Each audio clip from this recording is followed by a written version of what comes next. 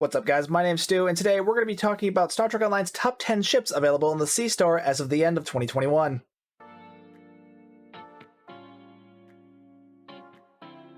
That's right, guys, we are quickly approaching the end of the year, so I figured I'd take some time to talk about my favorite C-Store ships. I feel like we spend a lot of time talking about the big, expensive promo and lockbox ships, so I wanted to take some time to highlight some of the more affordable options for starships. Plus, we've had some really nice ships added to the C-Store over the course of this year, some of which we'll be going over on this list. But before we move on to that, I want to talk about one very important thing first. What do you think of the new hat? It's leather, it adds a bit of color, also it fits my gigantic pumpkin head, which is very important. Just to give you an idea on how big, the old hat was an extra large. This one? Triple XL. I got a big head.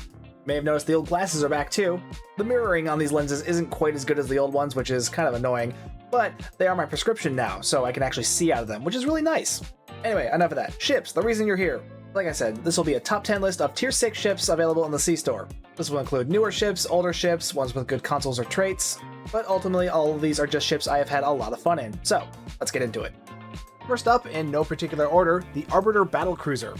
I'm pretty sure this is the oldest ship on this list, but it's definitely still a good choice. It's a 5.3 battlecruiser with an intel seat, so it's fantastic for energy weapon builds, and its starship trait is absolutely essential for energy weapon builds: emergency weapon cycle.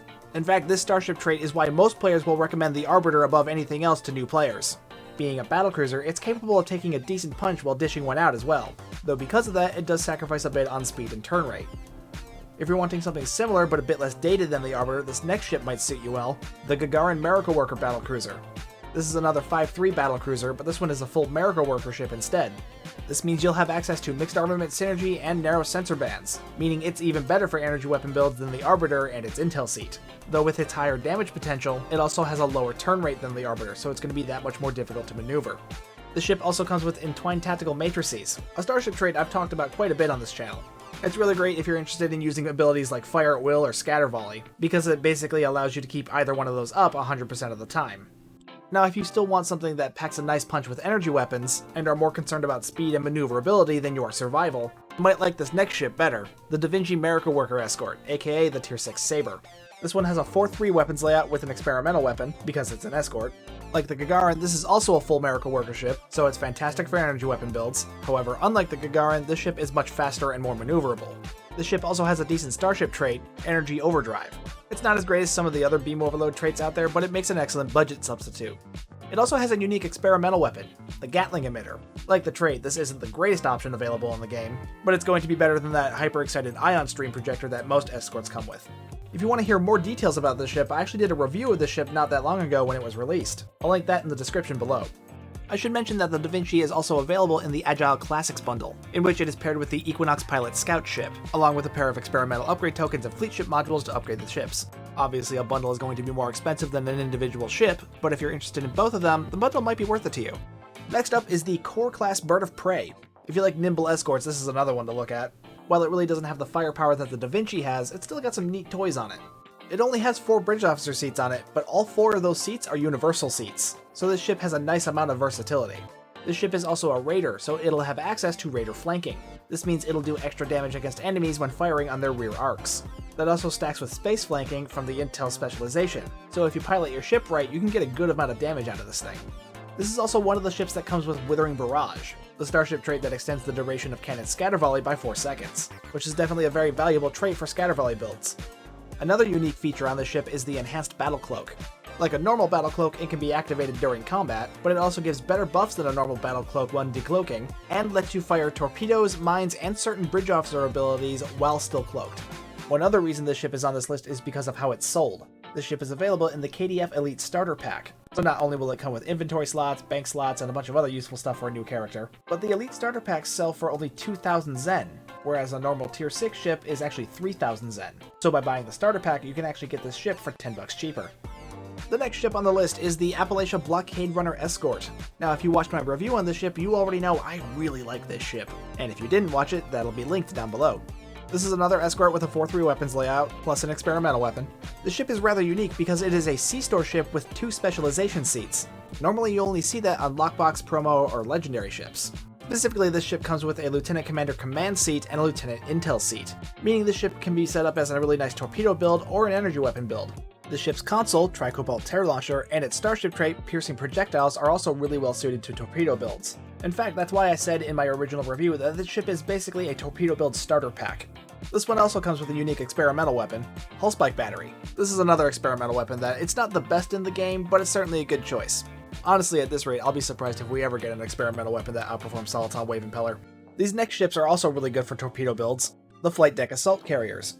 Now, these are actually 3 different ships, but I decided to group them into one because they're all pretty much the same. Those 3 are the Tellarite Praelim, the Orion Blackguard, and the Suliban Silic.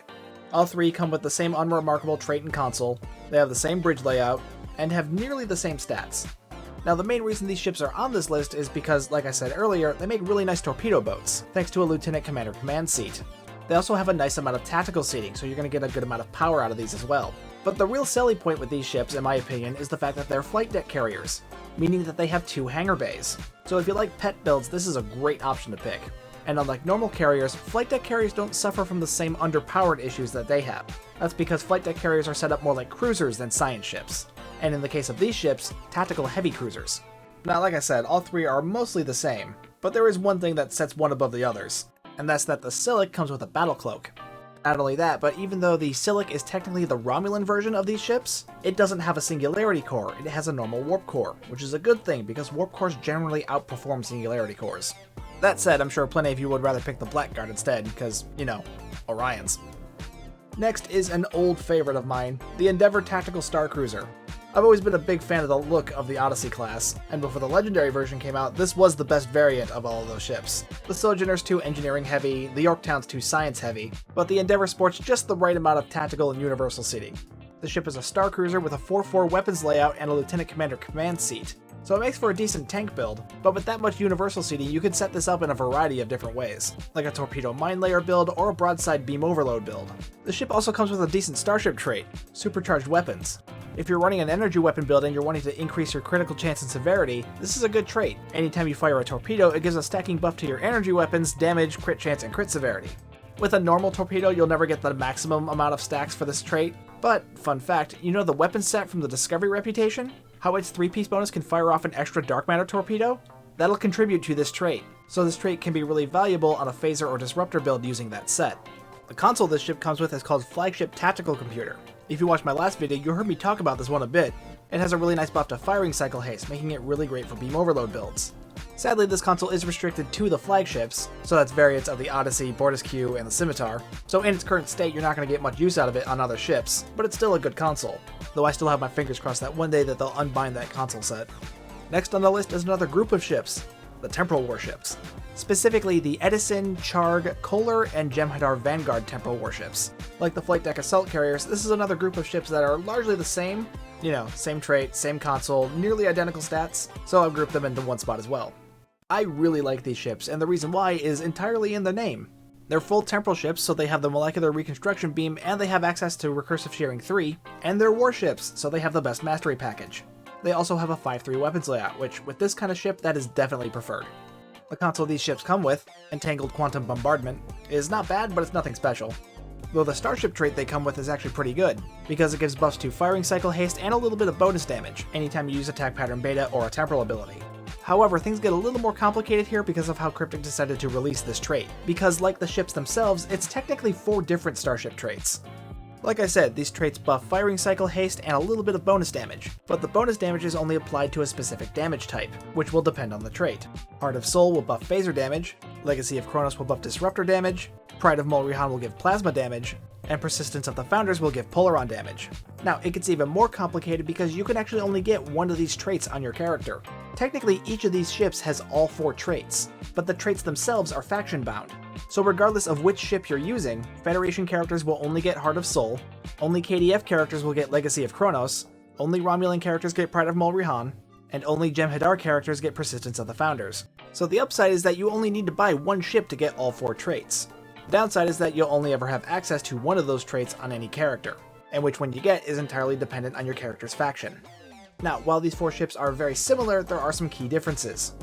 The Kohler actually isn't technically a warship. Because it's a warbird, it gets the Tactical Warbird Mastery Package instead of the usual Destroyer Mastery Package that most warships get. So instead of getting the crit severity buff from enhanced weapon banks, the Kohler gets enhanced Singularity Circuitry, which reduces the cooldown and increases the charge rate of your Singularity Core abilities. There's the other key difference between this one and the others. It's a warbird, so it has a Singularity Core instead of a Warp Core.